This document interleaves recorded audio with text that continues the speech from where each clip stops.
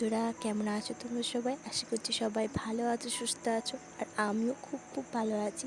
এখন আমার প্রেগনেন্সি চলছে 8 মাস। তো ভাবলাম আজ তোমাদের সাথে আমার রুটিন শেয়ার করি। প্রেগনেন্সিতে আমি সারাদিন কী খাচ্ছি, কী করছি না করছি সব তোমাদের সাথে শেয়ার করব। আর হ্যাঁ, যাদের আমার ব্লগ ভালো লাগবে তারা প্লিজ আমার চ্যানেলটাকে সাবস্ক্রাইব করে আমার পাশে থেকো। আমার এই ভিডিওটা ভালো লাগলে অবশ্যই কিন্তু লাইক করে দিও। যারা আমার মতো নিউ মম হতে যাচ্ছ বা হয়ে গেছো তারা প্লিজ আমাকে একটু হেল্প করো, যাতে আমি আমার এই প্রেগনেন্সি জার্নিটা একটু সঠিকভাবে এগিয়ে যেতে পারি।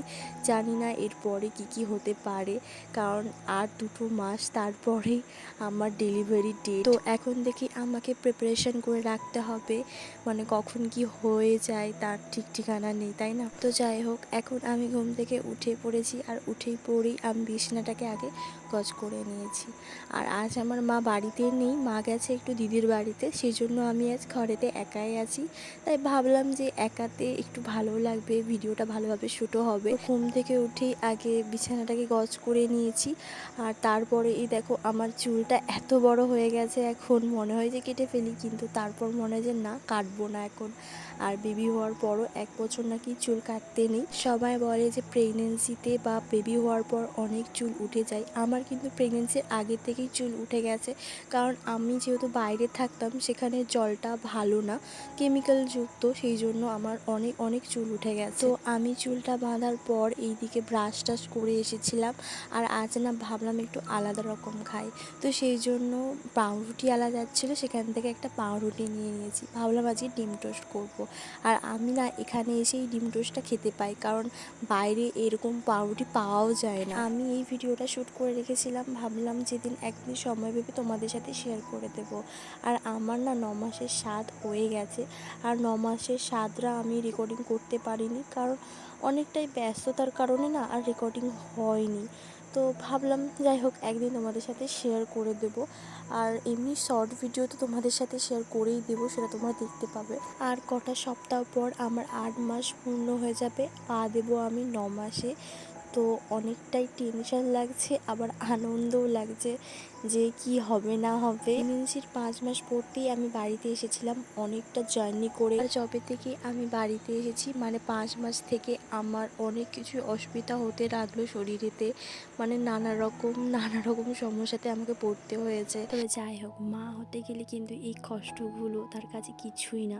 যখন সেই সত্য সন্তানকে আমরা আমাদের বুকে পেয়ে যাব, তখন এই কষ্টগুলো আর আমাদের কাছে কিচ্ছুই মনে হবে না। তো ওইদিকে আমি আমার ডিম টোস্টটা বানিয়ে নিলাম, আর এইদিকে আমি প্রোটিন পাউডারটা খাবো, যেটা আমাকে দুধ দিয়েও খেতে বলেছে, এমনি খেতেও বলেছে।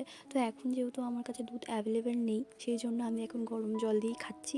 দুধটা আমি সন্ধ্যেবেলাটাই পাই, তো সেই জন্য আমি দুধটা সন্ধ্যেবেলাটাই খাই, নাহলে আমি রাত্রেবেলা খেয়ে নিই। এই প্রোটিন পাউডারটা আমাকে ডক্টরই সাজেস্ট করেছিল যখন আমি 5 মাসের স্ক্যান করেছিলাম, অ্যানুয়াল স্ক্যান। তো তারপর থেকে ডক্টর আমাকে বলেছিল, তুমি কি কোনো প্রোটিন ইনটেক করছো ডেলি? আমি তো বলেছিলাম হ্যাঁ, আমি ডেলি ইনটেক করছি, ডিমটা খাওয়া আমি প্রত্যেক দিন করছি, কিন্তু সবসময় তো আর সমস্ত কিছু অ্যাভেলেবেল থাকে না, মাঝে মাঝে তো কিছু কিছু স্কিপ করতেই হয়। তো ডক্টর আমাকে বলেছিল তাহলে তুমি এই প্রোটিন পাউডারটা ডেলি খাও, তো দেখো এতে কিন্তু তোমার ভালো হবে। তো আমি এখন ডেলি খাই না, তবে আমার মাঝে মাঝে ভালো লাগলে খাই, আবার না ভালো লাগলে খাই না, এরকম কোনো চাপ নেই যে খেতেই হবে। সকালের টিফিনটা করার পর আমি একটু বাইরে বসেছিলাম চেয়ারে।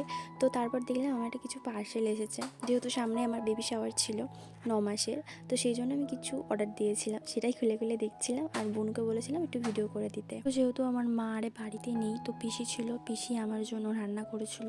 তো এদিকে ডিম সিদ্ধ, আর এদিকে একটা কোলা আলু দিয়ে একটা ঝোল করেছিল, আর এদিকে বটবটি আলুর তরকারি।